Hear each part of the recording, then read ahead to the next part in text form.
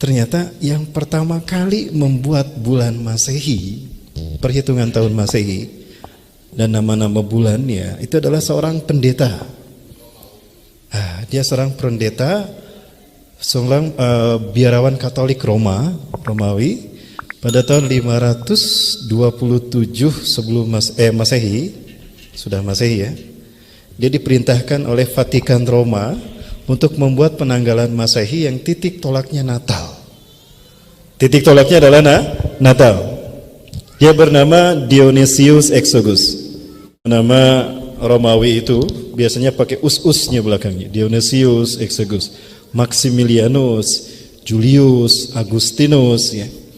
Yang ini pengaruhnya sampai ke Jawa Barat Bapak Ibu. Mang Engkus, Mang Ius, Mang Uus gitu. Ada Mang Ius. Oh, ada Pak Yus. Pak Yus turunan Romawi Pak. Ada darah Romawinya. Aduh punten Pak Ustaz. Ya aduh pede aja. Nah, maka dibuatlah penanggalan tahun Masehi yang titik tolaknya Natal. Saat itu persepsi mereka Natal itu bulan Maret bukan bulan Desember. Bulan pertama itu Maret. Ya, bulan kedua dinamakan Maret karena diambil dari nama dewa Mars, dewa perjuangan. Setelah Maret ada April. Nah, itu dikaitkan dengan ritual Aperili, yaitu ritual penyambutan musim semi setelah 3 bulan berturut-turut mereka dihantui oleh musim dingin. Maka di bulan berikutnya mereka melakukan ritual menyambut musim semi. Ritualnya dinamakan Aperili. Nah, dari Aperili ini diberi nama Aprilius. Setelah April bulan Mei, Meius, itu dikaitkan dengan dewa Senandung, dewa Maya. Kemudian ada lagi bulan Juni, dikaitkan dengan dewa Juno. Ya, selanjutnya ada Quintrilis, Sextilis, September, Oktober, November, Desember, itu bilangan. Quintrilis itu artinya ke-5, ke-6, ke-7, ke-8, ke-9, ke-10. Desember itu dasa, artinya 10.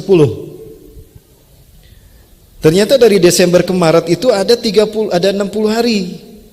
Nah, 60 hari ini mereka bagi 2. 30 hari pertama itu mereka beri nama Januarius, dikaitkan dengan dewa Janus, dewa yang bermuka 2.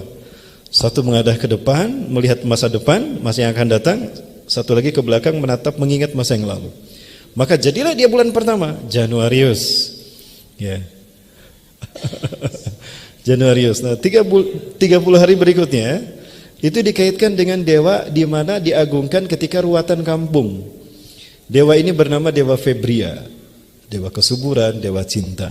Maka dijadilah bulan Februarius. Maka genaplah menjadi 12 bulan. Posisi Maret sebagai bulan pertama tergeser menjadi bulan yang ketiga oleh Januari dan Februari. Namun ternyata setiap tahun tidak 365 tok, tapi 365 sekian, ada lebihnya, 25 kalau tidak salah. Nah, artinya setiap tahunnya itu ada kelebihan berapa jam? 4 jam, 6 jam. 6 jam. Setiap 4 tahun sekali ada tahun kabisat kan? Nah, itu disempurnakan oleh Julius Caesar. Ya, namanya diabadikan bulan Quintrilis yang tadinya ke-5 menjadi ke-7 diganti dengan nama bulan Juli.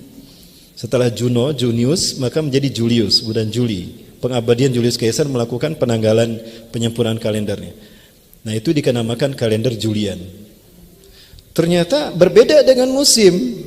Maka Paus Gregorius menyempurnakan, dipotong 10 hari. Maka dari tanggal 14 menjadi tanggal 24. Langsung loncat dari 14, besoknya 24. Disempurnakan. Nah, menjadilah kalender Gregorian yang kita pakai sampai hari ini. Yang dipakai sampai hari. Itu kalender Gregorian. Yang disempurnakan oleh Paus Gregorius. Nah, dan tahun itu dinamakan tahun Anno Domini. Disingkat AD. Tahun bahasa kitanya tahun Tuhan kita. Kita di sana Romawi, berarti tahun Yesus Kristus.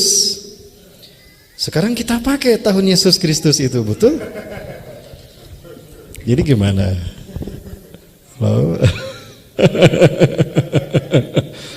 Ini hebatnya pengaruh mereka, hegemoni mereka sampai kepada momen paling bersejarah dalam hidup kita, hari kelahiran kita. Ingatnya kita bulan ini, tahun ini, tidak bulan Hijriah.